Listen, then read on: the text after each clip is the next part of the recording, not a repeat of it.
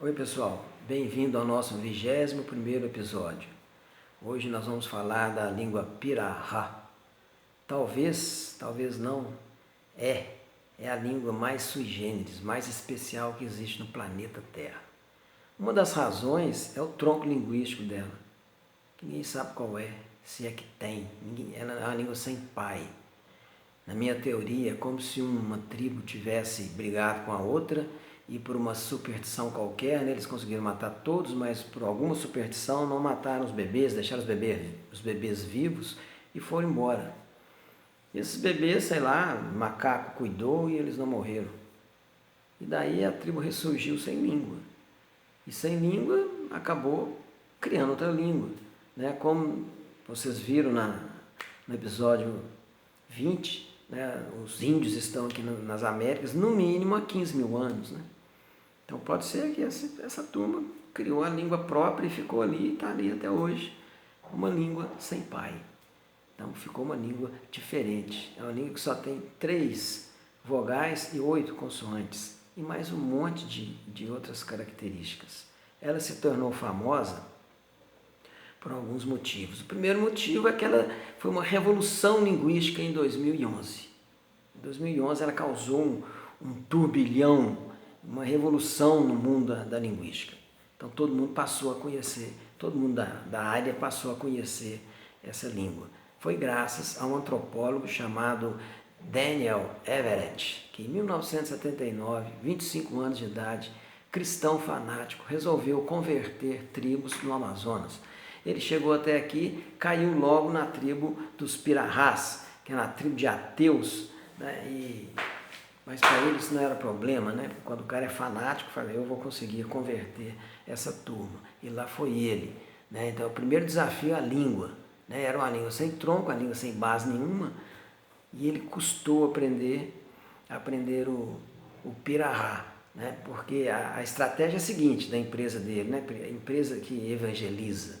Primeiro você aprender a língua, depois que você aprende a língua, você faz uma Bíblia na língua deles, e aí eles vão se converter ao cristianismo de forma fácil.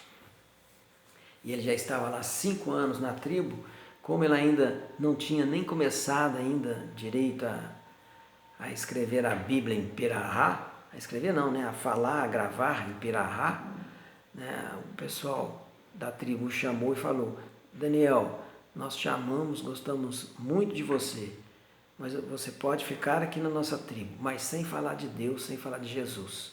Nós não precisamos disso, nós somos felizes, nós não queremos nada do céu, o que nós queremos está na terra e está na água. E aí, o que vai ser? Qual foi a saída dele? Daniel entrou em crise, foi embora, voltou para os Estados Unidos, achou que, né, se sentiu frustrado e achou que a falha é porque ele ainda não tinha conseguido fazer a Bíblia em Pirahã. O que ele fez? Ele já sabia falar correntemente Pirahã, ele leu todo o Novo Testamento em Pirahã, gravou uma fita e voltou. Ele voltou para uma outra tribo. Enfim, eu não vou contar a história toda não, vou deixar o link aqui do vídeo, é muito bonito, é muito bacana, é emocionante demais. Vocês vão adorar, vocês vão ficar emocionados. Mas no final, sabe o que acontece? A felicidade contagiante da tribo Pirahã o converteu ao ateísmo. Isso causou nele uma crise existencial enorme, uma crise conjugal, que ele brigou, separou da esposa, que a esposa também era fanática religiosa e gostava dele da forma como ele era, ela está certa. Os próprios filhos ficaram sem conversar com ele 2 anos, profissionalmente ele se ferrou, né? Mas assim, ele se tornou ateu, não tinha outra saída, e ficou apaixonado com a tribo apaixonada com ele, gostava muito dele, ele gostava muito da tribo. Né, e largou para lá. O que ele fez? Em linguística, ele fez o doutorado dele, né, afirmando algumas coisas.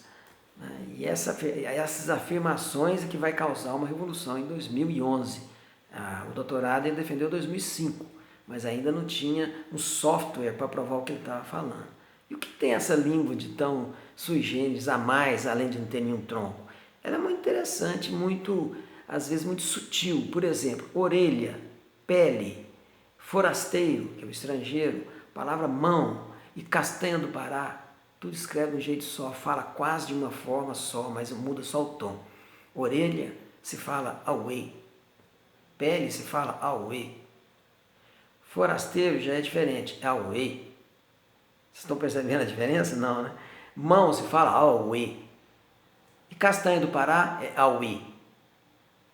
E eles conseguem distinguir, não só pelo contexto, é diferente, tem uma tonalidade diferente.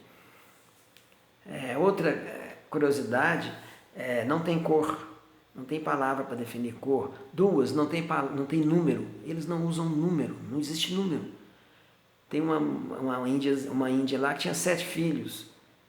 Aí ele perguntou, mas como ela sabe quantos filhos que ela tem? Nem quantos, a palavra quantos existe. O índio só falou para ele assim, ela sabe o rosto de cada um, sabe o nome de cada um e ama todo mundo incondicionalmente. Saber quantos, para quê? Está com fome, pesca, tem comida sobrando, para que pensar em número? Muito, muito curioso isso, porque é a única língua que não tem número. Outra é a conjugação verbal, não tem passado, não tem futuro. No Tupi também não tem passado nem futuro no verbo, mas tem passado e futuro na frase, igual tem nas línguas polinésias. Eles não tem passado e futuro. Mas tem umas conjugações verbais muito interessantes. Por exemplo, um evento, uma ação que tem evidencialidade, conjuga de uma forma. Uma ação que é apenas uma suposição, você está apenas supondo, a conjugação é diferente. Mas se você só ouviu falar, mas tem a fonte, com certeza você tem a fonte, a conjugação é outra. Se não tem a fonte, a conjugação já é outra. Também é outra curiosidade da língua. Mas 3 curiosidades, até 2 curiosidades que é impressionante. Ao caçar, eles falam assoviando. Ele filmou isso e ainda legendou. O índio falando. O macaco subiu nessa árvore e dá o nome da árvore, Gana, não sei qual. Outra coisa, ele sabe o nome de todas as árvores, tem nome para todas as árvores, para todos os animais, todos os bichos, e sabe a característica de cada um. Aí os 2 índios caçando, o cara fala assoviando, que ele subiu em determinada árvore. Aí o outro fala, você vai atirar agora? Sim, vou atirar agora. Acertou? Não, vamos correr. Tudo assoviando. E pode também falar com a boca fechada. Isso também é interessante. Lógico que limitado, mas falam também de boca fechada. A gente também fala. As minhas 2 netas, me chamou a atenção para isso, que as 2 estavam brigando porque a Brisa falou que a Alice disse não. E a Alice falou que disse sim. A Alice foi e falou. Eu falei foi Não, você falou foi hã. Hã é sim. É não. Eu falei, é mesmo, cara. Então a gente também, de boca fechada, a gente comunica, mas eles comunicam mais ainda. Essas são as curiosidades que eu achei da língua. E outra, só de curiosidade, para palavras que eu segue o líder, se vão me desculpar, eu vou ficar devendo. Talvez seja, porque eu não tenho nem ideia, bobear nem a palavra líder eles devem ter. Mas a palavra Deus, como eles também não tinham, aí o Daniel Everett, antes de se tornar ateu, ele inventou uma palavra para eles, que seria Pai Superior. Pai Superior em Pirahá é Maihihi Oya. Maihihi Oya. Então seria Deus na língua Pirahá. Essa é a língua Pirahá, mas eu estava esquecendo de falar o mais importante, esqueci, o que causou a revolução, isso que é importante. O que causou a revolução linguística em 2011 é o seguinte: Chomsky, ele criou um postulado, uma teoria em 1950 e tantos, 1960, em que ele afirmava o seguinte: todas as 7.000 e tantas línguas catalogadas no mundo têm uma base gramatical única, que é a recursividade. É você poder ir emendando em uma única frase várias sentenças subordinadas, em uma sentença várias frases subordinadas. Por exemplo, Maria está no barco do irmão, João diz que Maria está no barco do irmão, o irmão de João diz que Maria está no barco do irmão, e por aí vai. Você pode pegar uma frase e ela se tornar infinita. Isso é o poder recursivo. E por que todas as línguas são assim? A afirmação de Chomsky é porque essa capacidade gramatical está no nosso genoma. Essa é uma teoria forte, muito maluca, que a maioria né, dos linguistas não têm coragem de contestar. Isso virou verdade, virou um paradigma. E em 2005, o Daniel Everett afirma no doutorado dele: a língua Pirahã não é recursiva. Mas você falou assim, esse cara não sabe nada.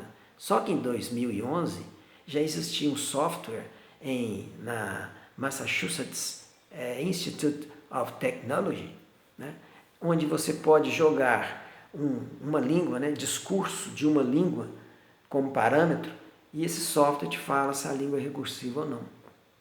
Só em 2011 que ele conseguiu jogar, né, um discurso de Pirahãs, genuíno de Pirahãs, no software, e o software disse o quê? A língua não é recursiva. Então isso causou um rebuliço, até hoje causa um rebuliço e jogo sujo, porque muita gente vive dessa teoria, né? Então ela não pode acabar, sempre é assim. Né? Quando uma teoria está assim, em confronto, né, para melhorar, a ciência para melhorar, ela destrói uma teoria e se cria outra teoria. Né? Mas quem vive daquela teoria fica apavorado. Né? O jogo é tão sujo que Daniel Everett, que é apaixonado com a tribo Pirahã, e os membros da tribo Pirahã, que também são apaixonados com ele, a FUNAI proibiu Daniel Everett de visitar a tribo, por lobby desses linguistas que não quer que essa teoria caia, porque ele quer buscar mais dados para provar, né, para colocar parâmetros mais enxutos nesse sistema para mostrar que realmente ela não é recursiva. Se é ou se não é recursiva, não interessa, mas são uma ilustração de como a ciência também tem essas briguinhas de vaidade, de poder, etc. Né? Essa é a língua Pirahã. Espero que vocês tenham gostado. Depois cliquem nos links, nos 2 links que eu vou deixar aqui embaixo, que vocês vão se emocionar com a história de Daniel Everett e da turma também, dos membros da tribo Pirahã, gente boa. Vocês vão gostar. Semana que vem nós vamos falar da língua que está em extinção, talvez seja a língua com menos pessoas falantes, que é a língua Ayapaneco, lá no interior do México. Um abraço para vocês. Até lá.